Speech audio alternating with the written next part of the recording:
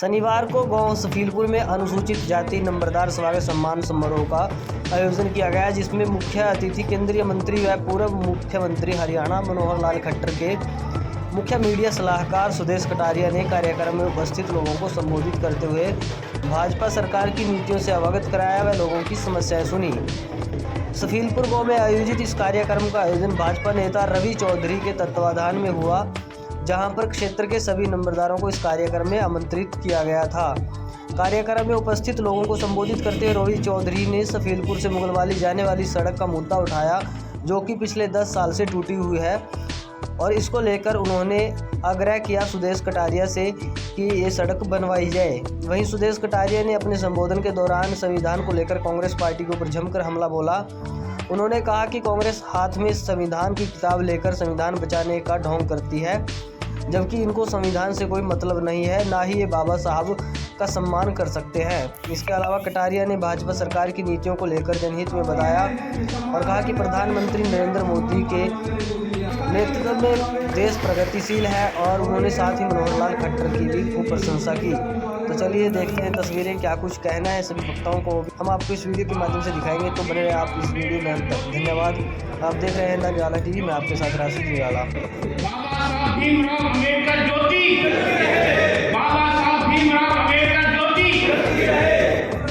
मान और सम्मान योग मेरे छोटे भाई सुदेश कुमार जी कटारिया साहब, मैं उनका यहाँ पहुँचने पर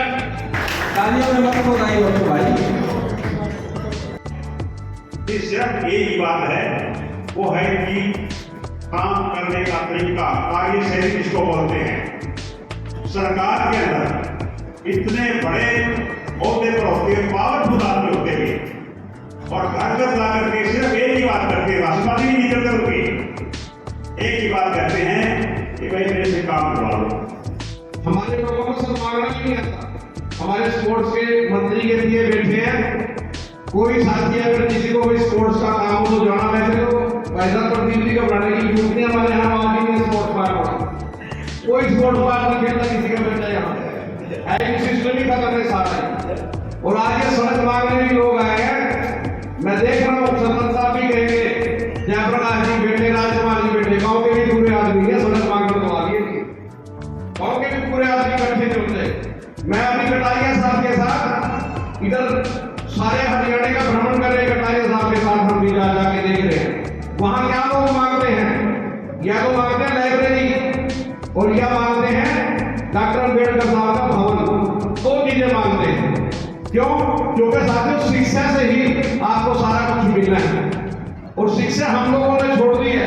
फिर बाद में लोग कहते रोज तक जर्जर सोनीपत पानीपत के लोग आगे नहीं। अरे जब पढ़ोगे इनको भेज दोगे कहाँ से? यहाँ तो ना किसी गांव में लाइब्रेरी को छोड़ो, मेरे ख्याल में माँ बाप भी बच्चों को नहीं कहते कि पढ़ लेना शाम को।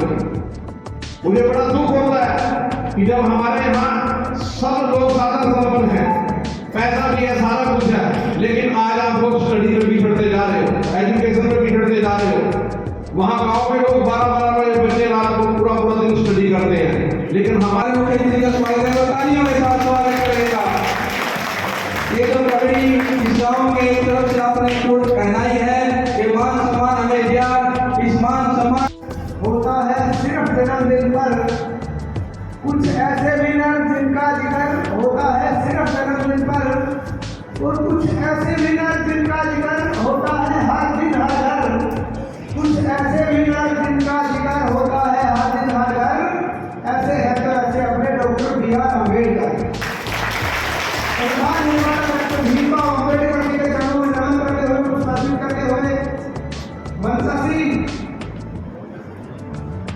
हमारे दलित समाज के योद्धा पुरोधा, जिसने आज से 10-15 साल पहले एक दलित मुहिम को आगे बढ़ाया, आगे चलाया। ऐसे हमारे आदरणीय डॉक्टर कपूर साहब आपके इलाके से, और जिनका पूरे हरियाणा में नाम था, हरियाणा प्रदेश के पूर्व मंत्री, और यहाँ से आपके विधायक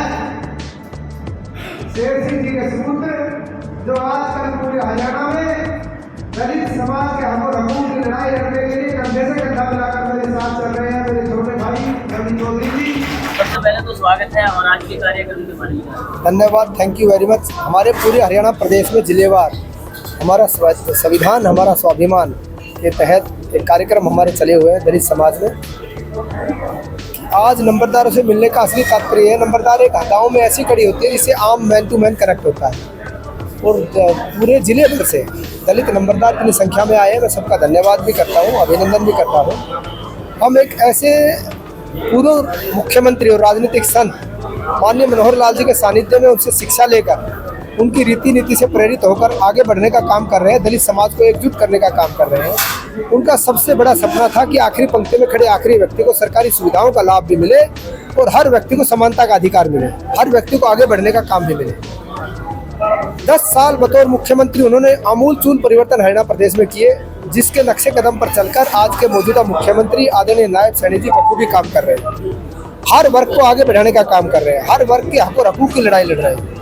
इसका मुख्य मकसद ये है कि डॉक्टर B.R. अम्बेडकर जी के विचारों को घर घर तक पहुंचाना, आखिरी पंक्ति में खड़े आखिरी व्यक्ति तक पहुंचाना हमारा लक्ष्य है। जिस प्रकार से कुछ राजनीतिक दल झूठ बोलकर और संविधान की प्रति हाथ में लेकर, संविधान मात्र एक डॉक्यूमेंट नहीं है, संविधान हिंदुस्तान की आत्मा है और हिंदुस्तान की आत्मा से कुठारघात कर झूठ बोलने का काम वो कर रहे हैं। एक ऐसी पार्टी और ऐसे नेता जिन लोगों ने संविधान निर्माता को ना छोड़ा हो, जिन लोगों ने संविधान निर्माता को 2-2 चुनाव ना बिल्कुल हराए हो बल्कि उनकी जमानत जब्त करवाई हो, जिन लोगों ने संविधान निर्माता के सम्मान की कोई बात ना की हो, जिन लोगों ने संविधान निर्माता को भारत रत्न भी ना दिया गया हो, ऐसे ऐसे लोग झूठ और बकवास करते हमारे समाज में घूम रहे हैं।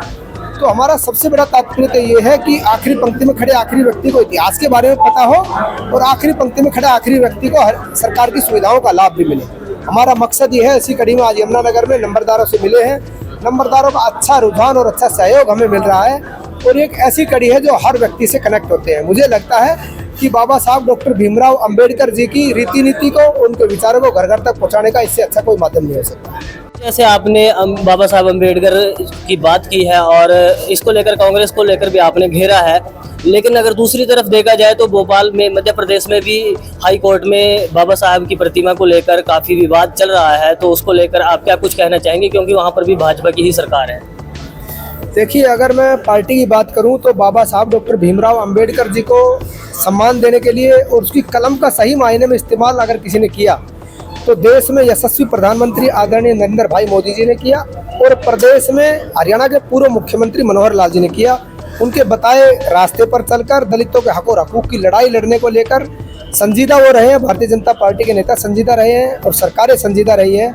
मैं तो मोटे तौर पर बता रहा हूँ, डॉक्टर B.R.